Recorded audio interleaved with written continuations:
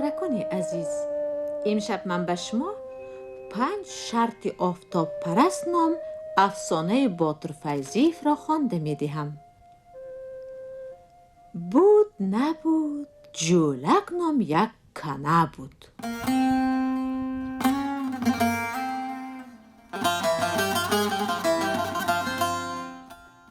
با این صدا چند نسل کودکان خود را خواب می کردند. این صدای آشنا خاله افسانه‌گوی را به یاد می آورد که شبها از طریق رادیو برای خورترکان افسانه می خواند. حلیمه نصیبولینه هنرپیشه شایسته تاجیکستان، کارگردان و نطاق رادیو 19 سال پیش درگذشت.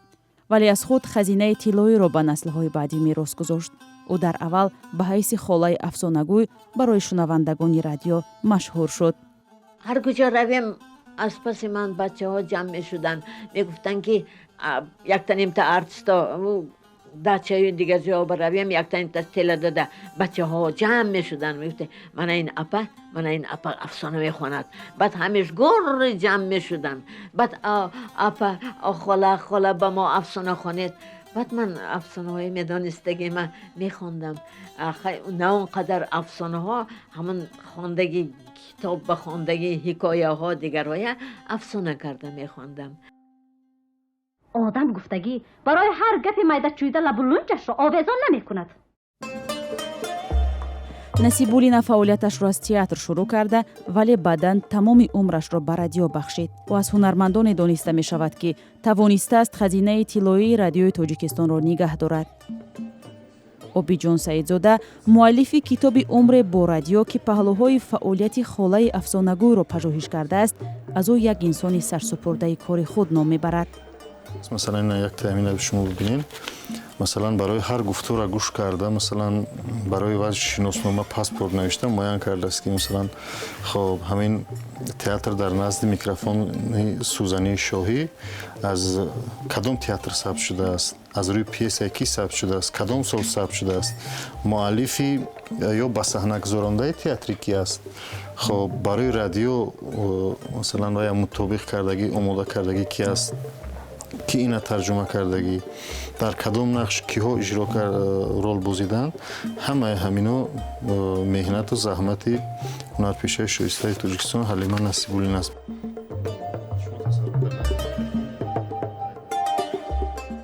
حالا در برنامه‌های موسیقی و ادبی رادیوی تاجیکستان محض از همین خزینه‌ها استفاده می‌شود که نصیبولینه تا زمان مرگ آنها را جمع‌آوری کرده است. او فهرست لنته‌های ثبت رادیویی را تهیه و برای استفاده آن در سالهای بعدی مشورت داده است. این تلاش‌های 10 ساله‌ها پیش نصیبولینه امروز کار ژورنالیستان برنامه‌های رادیویی را آسان می‌کند.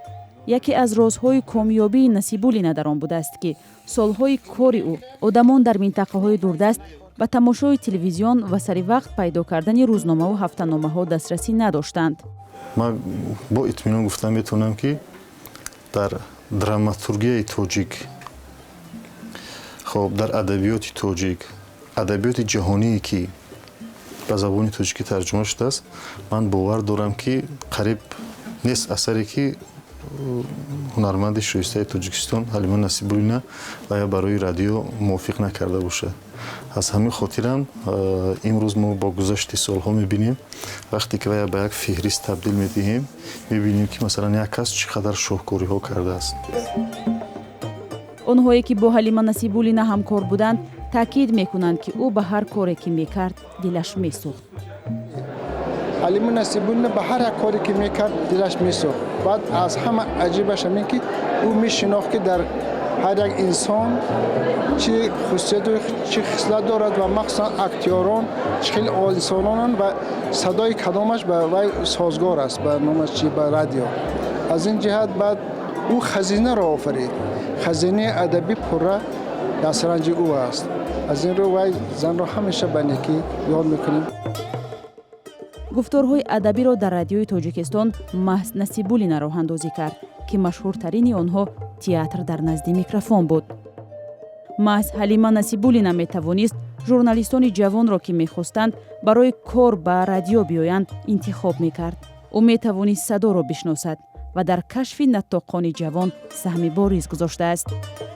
یک نمایشنامه داشتیم با نام خانه شیران میدان غریب که حالا هم در خزینه طلایی رادیو محفوظ است. از رادیو همون نمایشنامه نوشتن ثبت کردن آمدن. یک زنی بسیار هم حلیم و مهربان و بعداً استادی اساسی من همچون مادر برای من راهنمایی میکردند. هنرپیشه شایسته تاجیکستان حلیمه نصیب‌الدین امین نمایشنامه ثبت کردند. بعد ثبت همون نمایشنامه من دعوت کردند و گفتند که خیرالله من یک تکلیف دارم، شما راضی هستید؟ و امین من گفتم چی تکلیف؟ گفتم که میدونید جای شما اصلا رادیو، شاید که صدا پسند آمد یا من نمیدونم از کدام جهت که گفتن اگر خواهی ما گپ زنان میکنیم و توی بر رادیو میگذارونیم. یک دو روز فکر کردم و رفتم رادیو. حلیمه نصیب‌الدین در سمت‌های گوناگون فعالیت کرده است. آنهایی که کار و زندگی او را آموختند از وی به حیث یک هنرمند نوتکراری تئاتر نام میبرند و میگویند او در آفریدن نقش و تهیه نمایشنامه‌های تئاتری همتا نداشت. حلیمه نصیب‌الدین یک زن اروپایی سیما بود و در اکثر اسپکتاکل‌های تئاتر لاهوتی نقش‌های مرکزی بازی می‌کرد، مخصوصا در اثرهای کلاسیک‌های جهانی. لیکن بعداً وقتی که گروه‌های دیگری هنری آمدند، فعالیت همین گروه در تئاتر کمرنگ شد. اینها از تئاتر رفتن، قسم زیادشون. مثلا شمسی قیاموف رفت به تئاتر اپرا و بالت، عبدالسلام رحیموف رفت و فعالیتش به تلویزیون و به کینو بخشید. سالهای طولانی هم در کینو هم در تلویزیون فعالیت کرد. حلیمه نصیب‌الدین باشد به رادیو رفت. بعضی هنرمندانی که با حلیمه نصیب‌الدین به واسطه کار کردگی هستند از حلیمه نصیب‌الدین بسیار به نیکی یاد میکنند، به اون سبب که در همون دوره هم مثل حاضر معاش اکتورای تئاتر خیلی کم بودگی. ما مثلا زمان شوروی افسانه مانند تصور میکنیم، لیکن اصلا معاش هنرمندا در تئاتر خیلی معاش بسیار ناچیز بودگی. و حلیمه نصیب‌الدین وقت اینها به رادیو اسپکتاکل ها دعوت میکردگی، گنرارهای بسیار نقض میموندگی که مثلا یک رادیو اسپکتاکل که در رادیو اینها هنرمندا اجرا میکردگی قریب برابر گنرارش قریب برابر یک ماه معاششون در تئاتر بودگی.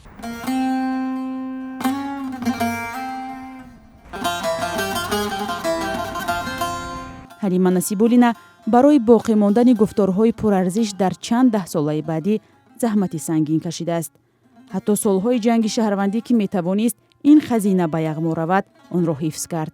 از او به عنوان یکی از مؤلفان برنامه خاک وطن نیز در سالهای بی سر و سامانی یاد می شود که آن زمان بازنشسته بوده است. و محض با مونتاژ اون کس و سراهنگی که اون کس آفریدن، همین برنامه خاک وطن تقریباً 5-6 سال افیر رفت و امروز هم ما را همچون مواد تاریخی خب محفوظ می‌داریم برای نسل‌های آینده. و آنهایی که شاهد بودند که همین سراهنگ می‌ساختند میگویند که همین در یک بعدی همون چندین با ثبت و مونتاژ کردن همین چیز به وجود آمده است. و شما می‌دونید که خب سهم این برنامه، رابطه این برنامه با هموطنان برون مرزی همون ما هموطنانی که بر اثر همین نیزهای شهروندی گریزش دادن سهم کلان دارد و به واسطه در هم یکی از رژیسورهای همین برنامه بودن و میگویند که در انتخاب و جابجاگذاری مثلا موسیقی و سبک و سرود بسیار زرشکافانه مناسبت میکردن در حالی که بازنشسته بودند.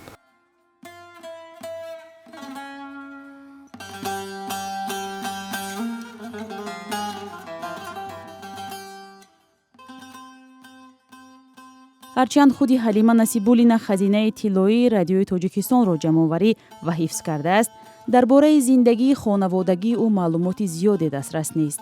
آنهایی که کار و زندگی او را آموختند میگویند او تمام خزینه شخصی خود را به بایگانی دولت سپرده است تا او را فراموش نکنند.